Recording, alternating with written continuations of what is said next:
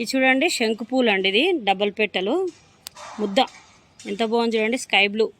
చాలా రోజుల తర్వాత మళ్ళీ కొంచెం క్లైమేట్ చేంజ్ అయినాక మన గార్డెన్లోకి వచ్చిన ఫ్లవర్ అండి ఇది.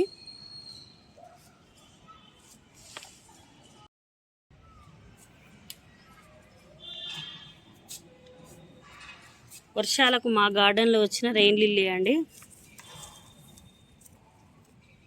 కలర్ చూడండి ఎంత బాగుందో.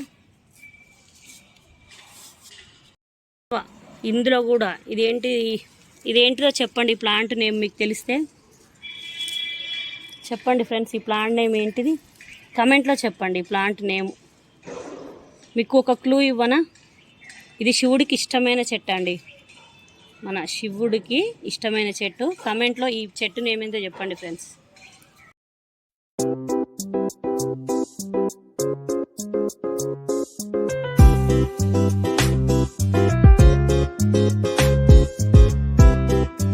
నమస్తే ఫ్రెండ్స్, నేను మీ Nirmala Pawan. Welcome back to Bharat vlogs 11. ఈరోజు టాపిక్ వచ్చేసి మన one of the subscriber Nalinidevi గారు పునర్నవ కర్రీ రెసిపీని చూపించమన్నారండి. సో అందుకనే నేనైతే పైకి వచ్చానండి. మన పునర్నవ మీకు ఎలా ఉంటుందో చూపించడానికి. అట్లనే కొన్ని విషయాలు దీని గురించి తెలిసినవి నేను మీతో షేర్ చేసుకుంటాను ఫ్రెండ్స్. ఇది పునర్నవ అండి, పునర్నవ అంటారు, గల్జేరు అంటారు ఈ ఆకుని. ఇది వచ్చేసి మనము దీని సీడ్స్ కూడా దొరుకుతాయి, బట్ నేను మాత్రం మనము మెన్యూస్ ఇస్తాం కదండి, మనం ఎరువులు వేస్తుంటాం కదా మొక్కలకి, దానివల్ల వచ్చింది. ఫస్ట్ నాకు తెలియనప్పుడు ఏందో పిచ్చి మొక్క అని తీసేసేదాన్ని. ఒకరోజు మా ఫ్రెండ్ లత వస్తే ఇది పునర్నవ అని చెప్పిందండి. నాకు తెలియదు యాక్చువల్గా. అంటే నేను గార్డెనింగ్ స్టార్టింగ్లో మనం చేస్తుంటే అన్నీ తెలుస్తాయి కదండి, మొదలే అన్నీ తెలియవు కదా. తనకు కూడా మొక్కలంటే ఇష్టం మా ఫ్రెండ్కు. అయితే తను చెప్తే అప్పుడు నేను కర్రీ చేశాను, బాగుంది. ఇది ఇప్పుడు నళినీదేవి గారు రెసిపీ చూపించమన్నారు కదా, అందుకనే హార్వెస్ట్ చేస్తున్నా ఫ్రెండ్స్. మీకు చూపిస్తాను రెసిపీ అనేది కూడా. అయితే ఇందులో తెల్లది ఎర్రది ఉంటుందండి. ఇప్పుడు దీన్ని నేనైతే హార్వెస్ట్ చేస్తున్నా. గల్జేరు వచ్చేసి మీకు చూపిస్తా అండి, చాలా పాట్స్లో వచ్చేసిందండి ఇది. అయితే ఇప్పుడు నేను మాత్రం దీన్ని కొంచెం హార్వెస్ట్ చేసుకుంటా అండి, దీన్ని రెసిపీ చేయడానికి మీకు చూపిస్తా. ఈ ఆకు హెల్త్కు చాలా మంచి బెనిఫిట్స్ ఉంటాయి. కిడ్నీ సమస్యలు ఉన్న వాళ్ళకు కూడా చాలా మంచిగా పనిచేస్తుందండి ఇది తినడం వల్ల. మన అమ్మమ్మల తాతల కాలంలో ఈ ఆకులు అన్నీ అంటే ఇట్లా ఔషధ గుణాలు ఉన్నాయి, ఇవన్నీ తినడం వల్లనే వాళ్ళు హెల్దీగా ఉండేవారేమండి. నవ్వే డేస్లో మనకు ఇవన్నీ దొరకవు, తెలియదు కూడా కదండి. ఉన్నా కూడా చాలా ఉంటాయి, బట్ ఏ మొక్క ఏంటిది అది దేనికి వాడాలనేది మనకు అంతగా తెలియకపోవడం ఉండొచ్చండి.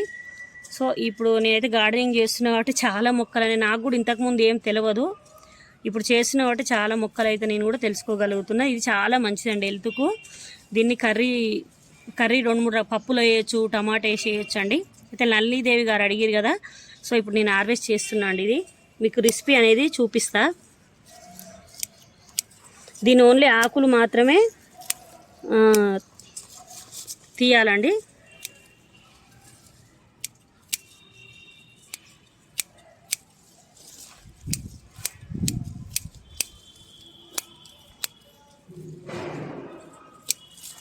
పునర్నవ గల్జేరు ఆకు.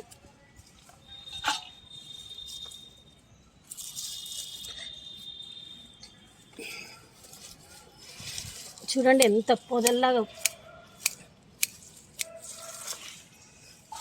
నిన్న మా గార్డెన్ ఫ్రెండ్ ఒకరు వస్తే కూడా వాళ్ళకి కావాలంటే ఇచ్చా అండి. ఇది అయినా కూడా ఇంకా చాలానే ఉంది.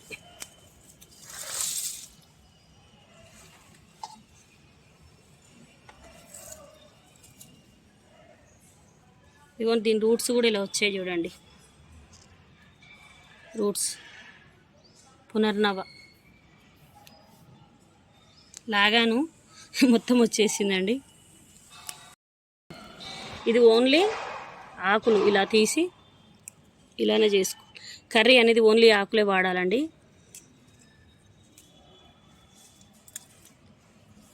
అయితే సరిపోతుందండి, కాబట్టి మనం కావాల్సినంత హార్వెస్ట్ చేసుకుని మళ్ళీ అవసరం ఉన్నప్పుడు హార్వెస్ట్ చేసుకుందాం ఫ్రెండ్స్. ఓన్లీ ఆకులు తీసి వండాలండి. ఇది చూపిస్తా రెసిపీ కూడా.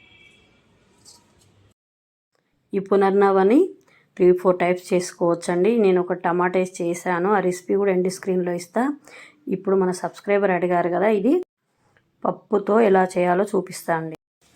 ముందుగా మొత్తం ఇలా ఆకులను తీసి డివైడ్ చేసి పెట్టుకోవాలండి. రెసిపీ చూపిస్తాను. మనం ఏదైనా ఆకుకూరల్ని వండేటప్పుడు ఫస్ట్ కాస్త సాల్ట్ వేసి వాటర్ యాడ్ చేసి ఒక 15 మినిట్స్ అలా పక్కన పెట్టేయాలండి. ఎందుకంటే అందులో ఉన్న సూక్ష్మజీవులు ఏమన్నా ఉన్నా కూడా సాల్ట్కి అనేవి చనిపోతాయి. సో ఇవి పక్కన పెట్టేసుకుంటా వాటర్ మునిగేటట్టు పోయాలి. తర్వాత ఒక కుక్కర్ తీసుకొని అందులో 2 గ్లాసెస్ కందిపప్పు యాడ్ చేశాను. మీ ఇష్టం, మీరు ఏ పప్పు అయినా సరే ఎనీ పప్పు యాడ్ చేసుకోవచ్చు.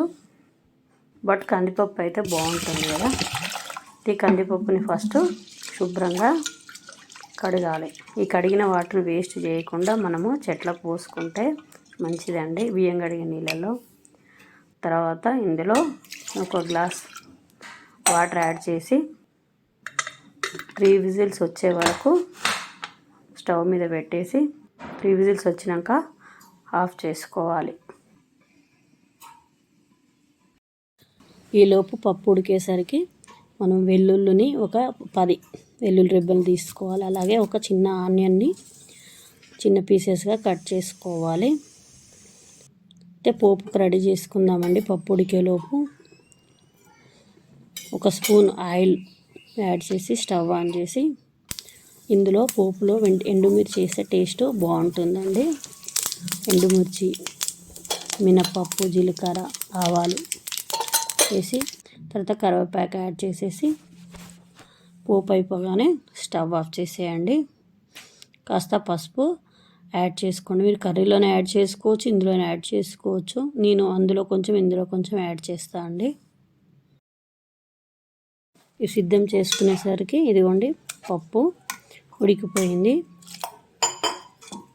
కాస్త వాటర్ యాడ్ చేశాను, కొంచెం గట్టిగా అయింది కాబట్టి. ఇందులోకి మనము పునర్నవని వాటర్లో పెట్టాం కదా, అదంతా మంచిగా కడిగేసి ఒకసారి యాడ్ చేసుకోవాలి. ఈ ఆకుని ఏం కట్ చేయాల్సిన అవసరం లేదండి, చిన్నగానే ఉన్నాయి కదా.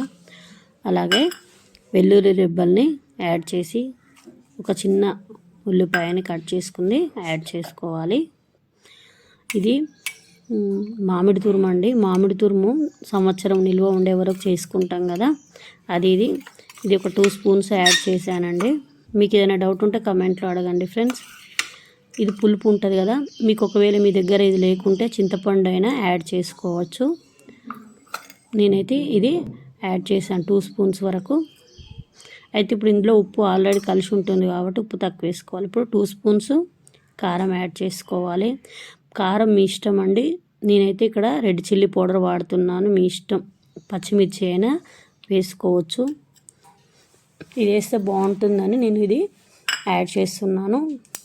టేస్ట్ చాలా బాగుంటుందండి. ఇంతకుముందు కూడా ఒకసారి చేశాను, మళ్ళీ మీకు చూపించడానికి చేస్తున్నాను. సాల్ట్ మాత్రం 2 స్పూన్స్ రెడ్ చిల్లీ పౌడర్ తీసుకుంటే 1/2 స్పూన్ వేసాను. ఎందుకంటే మామిడి తురుములో సాల్ట్ ఉంటుంది కదా, సో అందుకని. ఇవన్నీ కలిపి వాటర్ పోసేసి మంచి కలిసేటట్టు కలుపుకోవాలి.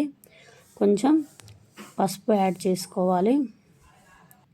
ఇదంతా మంచిగా కలిసేటట్టు కలుపుకొని మళ్ళీ కుక్కర్ మీద పెట్టేసి ఒక 2 విజిల్స్ అండి.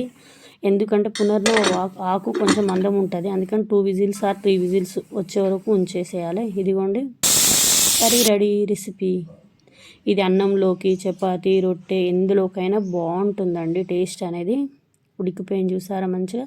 కొంచెం లూజ్గా ఉన్నప్పుడే అట్లా ఉంటేనే మళ్ళీ చల్లారిన తర్వాత గట్టిగా అవుతుంది కదా, సో అలానే ఉండాలండి. ఇప్పుడు మనం ప్రిపేర్ చేసుకున్న పోపుని ఇందులో యాడ్ చేసుకోవాలి. అంతే, ఎంతో టేస్టీగా ఉండే పునర్నవ పప్పు రెడీ. ఎలా ఉందో కమెంట్లో చెప్పండి ఫ్రెండ్స్. మీరు కూడా ట్రై చేయండి. ఎన్నో ఔషధ గుణాలున్న ఈ ఆకు రెసిపీని చేసి మీరు కూడా తినండి. ఈ కర్రీ రెసిపీని పెద్దవాళ్ళు, పిల్లలు ఎవరైనా ఇష్టంగా తింటారు ఫ్రెండ్స్. సో మీరు ఆలస్యం చేయకుండా ట్రై చేసి కమెంట్లో చెప్పండి ఫ్రెండ్స్. ఈ కర్రీ ఎలా ఉంటుందో ఏం టెన్షన్ పడాల్సిన అవసరం లేదండి. ఎలా చేసినా ఇది చాలా బాగుంటుంది. మీకు అవైలబుల్లో ఉంటే మాత్రం పక్కా మీరైతే దీన్ని ట్రై చేసి తినండి ఫ్రెండ్స్. అందరూ ఆరోగ్యంగా ఉండాలి. కర్రీ రెసిపీ ఎలా ఉంటుందని టెన్షన్ పడకండి. మన ఇంటి దగ్గర ఆకుకూర అతని దగ్గర కూడా అడిగితే తెచ్చిస్తాడండి. నలింద్రదేవి గారు అడిగినట్టుగా మీరు కూడా ఎలాంటి రెసిపీలు అయినా సరే, ఎలాంటి వీడియోలు గార్డెన్కి సంబంధించిన అయినా సరే, మీకు ఏమన్నా అలాంటి వీడియోస్ కావాలంటే కమెంట్లో పోస్ట్ చేయండి ఫ్రెండ్స్. నేను చేయడానికి ట్రై చేస్తాను కదా ఫ్రెండ్స్. కర్రీ రెసిపీ అనేది మీకు కూడా ఇలాంటి వీడియోలు ఏమైనా కావాలన్నా కమెంట్లో చెప్పండి ఫ్రెండ్స్. సో ఇది ఫ్రెండ్స్ ఇవాళ వీడియో. మరో మంచి వీడియోలో కలుద్దాం. Tata, by by, take care, happy gardening. Thank you for watching my video. Survey జనా సుఖినో భవంతు.